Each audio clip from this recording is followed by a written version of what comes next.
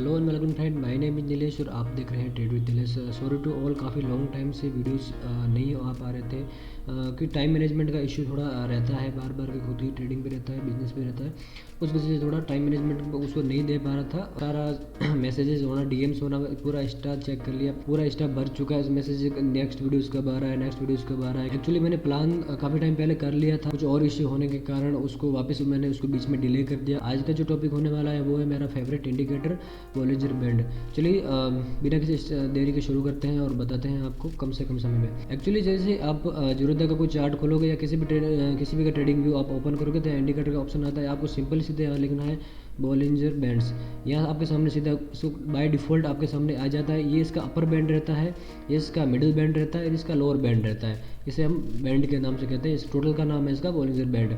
चलिए अब हम देखते हैं इसको एक्चुअली कहाँ से कैसे ट्रेड करना है। यहाँ पे क्या अपना एंट्री पॉइंट रहेगा, क्या अपना स्टॉप लॉस रहेगा, क्या अपना टारगेट रहेगा, और किस प्रकार से हम इसको प्लान करें इन लाइव मार्केट में। ये बैंक निफ्टी का डेली का चार्ट है। जैसा कि आप सब यहाँ से देख पा रहे हो, बैंक निफ्टी में कहीं भी ऐसा नहीं हो रहा है कि बॉलिंजर बैंड के बाहर जाके मोमेंटम बना रहा है, या बॉलिंजर बैंड के नीचे, या बॉलिंजर बैंड के ऊपर, बैंड के ऊपर या बैंड के नीचे, लोअर बैंड तोड़ के या अपर बैंड को तोड़ के कहीं बाहर जा रहा है। जैसे कि हम ये कोरोना से देखकर कभी भी हिस्ट्री उठा के देख लिया, जैसे यहाँ से देख लिया, जब भी मार्केट ने बॉलिंजर बैंड को क्रॉस किया, देन वहाँ से एक सेलिंग का प्रेशर बना है और मार्केट को नीचे ले गया है।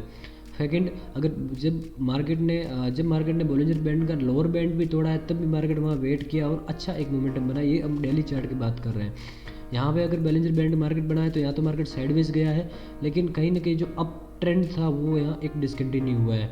यहाँ एक बॉलिंजर बैंड गया तो यहाँ एक एसएल हिट हुआ है, वापस एक यहाँ ऑन द टॉप पे एक बॉलिंजर बैंड बना है, तो यहाँ पे एक बॉलिंजर बैंड बना तो यहाँ पे एक एसएल हिट हुआ है, और यहाँ एक बॉलिंजर बैंड बना है।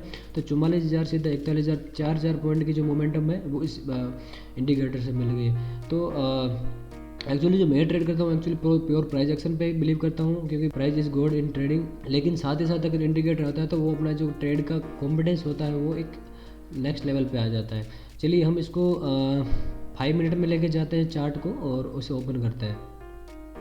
ये है बैंक निफ्टी का 5 मिनट का चार्ट। और जैसे कि आप सभी ने देखा होगा, मेरा जो लास्ट हाईएस्ट मेरा जो प्रॉफिट बना था 1,25,000 आसपास का प्योर इंट्राडे, वो भी मैंने यहीं से ही प्लान किया था। जैसे कि हम इसका एक मैं आपको बताता हूँ।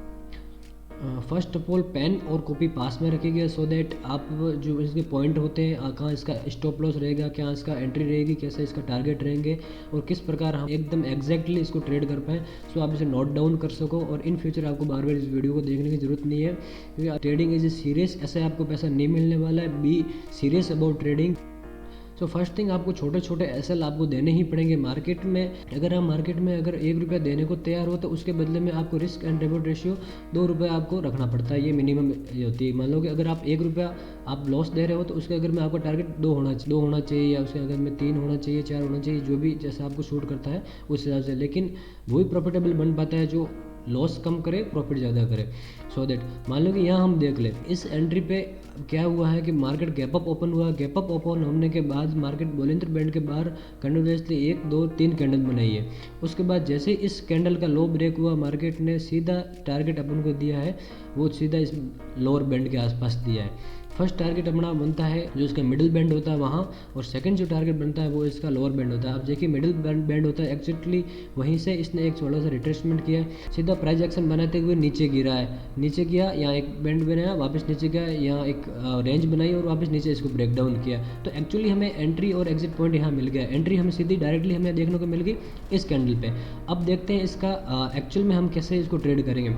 फर्स्ट ऑफ ऑल तो इसके आप थंब रूल आप नोट डाउन कर दीजिए। फर्स्ट ऑफ ऑल आप जो भी बैंड के बाद एक कैंडल बननी चाहिए, जो आधी कैंडल उसके बैंड के बाहर हो, आधी कैंडल उसके अंदर हो। कोई भी कैंडल बन रही है उसकी जो बॉडी होती है वो आधी बॉडी उस बैंड के अंदर होनी चाहिए और आधी बॉडी उसके बाहर हो, देन वो हमारा अलर्ट हो जाता है। फिर सेकंड चीज़ होनी चाहिए, अब जैसे ऐसी कैंडल बने आपको ट्रेड नहीं लेना है। ट्रेड आपको एग्जीक्यूट कब करना है, जब उस कैंडल का लो ब्रेक होता है। जैसे ही उस कैंडल का लो ब्रेक होता है वहाँ आपकी एंट्री हो जाएगी। एट दैट पॉइंट जैसे इसने यहाँ पे कैंडल यहाँ पे भी बनी, कैंडल यहाँ पे भी बनी, कैंडल यहाँ पे भी बनी, लेकिन एंट्री हमने कब की है, जब इसका ये लो ब्रेक हुआ है, देन ये हमारा सीधे एंट्री हो गई। अब हमको रिस्क एंड रिवॉर्ड रेशियो किस प्रकार से मेंटेन करना है, इसको हम देखते हैं। रिस्क एंड रिवॉर्ड रेशियो इस प्रकार से मेंटेन होगा, जैसे ही मैं आपको ये बता देता हूँ, जैसे कि शॉर्ट पोजीशन, देन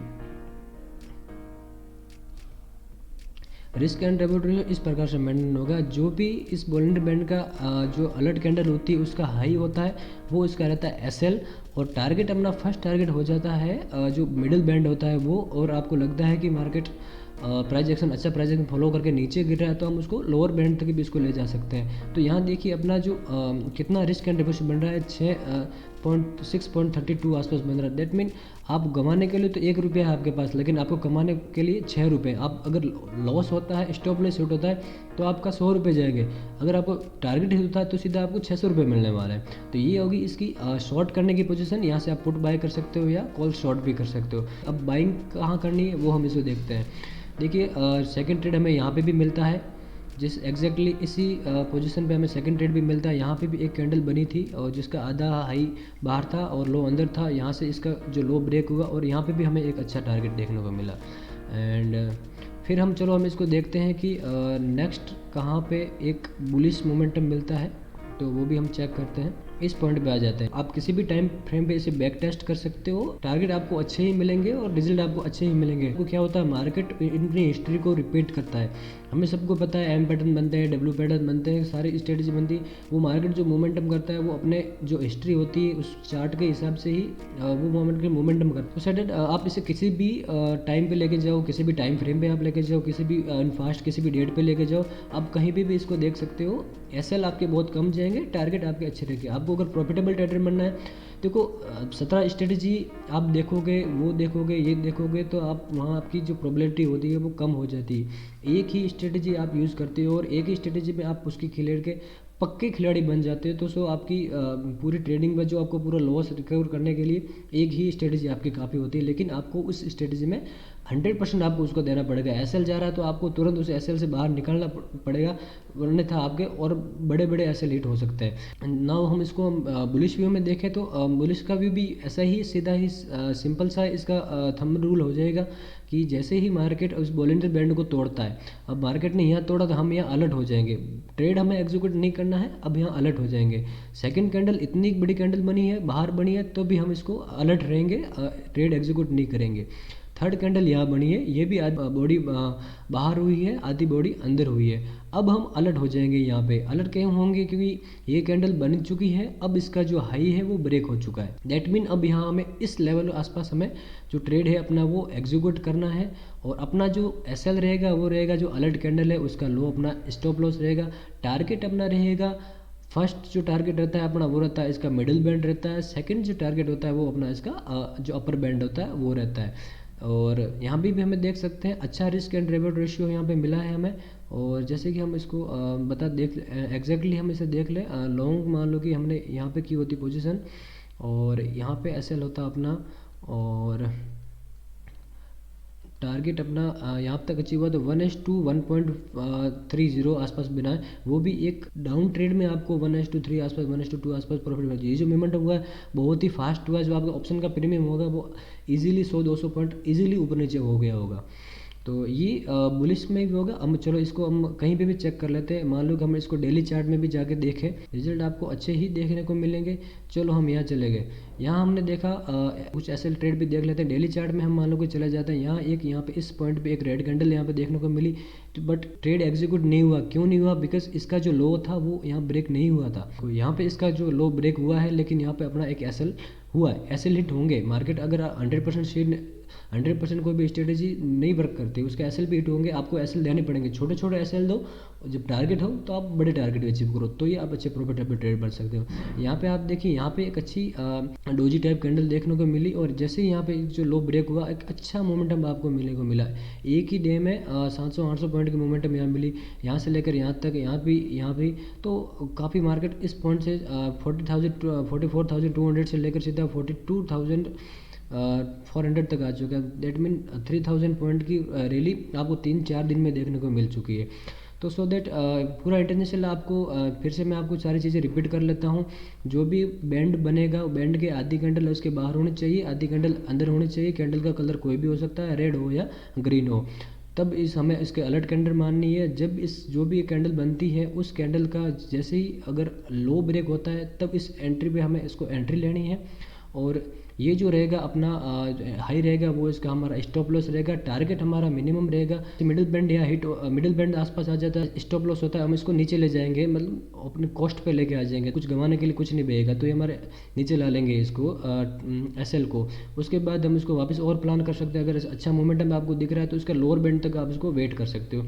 ये अभी आपकी शॉर्ट करने के अंदर जब अगर और बुलिश में भी आपको इसी चेंज का ध्यान रखना है कि बॉलिंडर बैंड जब बनता है आधी कैंडल उसके बाहर अंदर हो और जैसे ही कैंडल बाहर बन रही हो आपको ट्रेड नहीं लेना। ट्रेड तभी आपको लेना है जब इसका हाई ब्रेक होना चाहिए। जैसे नेक्स्ट कैंडल इसका अगर हाई ब्रेक करती है इस लेवल पे आपको एंट्री कर देनी है। इसका आपको स्टॉप लॉस यहाँ तक रखना है। जो लास्ट कैंडल होती है उसका जो लो होएगा वो आपका स्टॉप लॉस होगा। टारगेट आपका वही सेम मिडिल बैंड और फिर आपका उसका जो अपर बैंड होता है वो। तो ये थी अपनी बोलिंजर बैंड स्ट्रेटजी। इसके ऊपर हमने काफ़ी अच्छा प्रॉफिट हमने देखा है। एब्सोल्युटली आप इसको चेक कीजिएगा, इसको बैक टेस्ट कीजिएगा और देखिएगा, आप खुद इसको देखिएगा। आप 100 ट्रेड बताओ देखो, आप 10 ट्रेड देखो, कितनी बार आपका 10 में से 8 बार एसएल 8 बार आपका टारगेट हिट होता है, 2 बार आपका एसएल भी जाता है, कितना एसएल जाता है और कितना टारगेट मिलता है। सारी चीज़ों का आप देखिए, फिर आप इसको ट्रेड लीजिए। धीरे धीरे छोटी क्वांटिटी में ट्रेड लीजिए। जब आप उसके ऊपर कॉन्फिडेंस बढ़ जाए तो आप इसको बड़ी क्वांटिटी में भी ट्रेड कर सकते हैं। Thank you for watching my videos.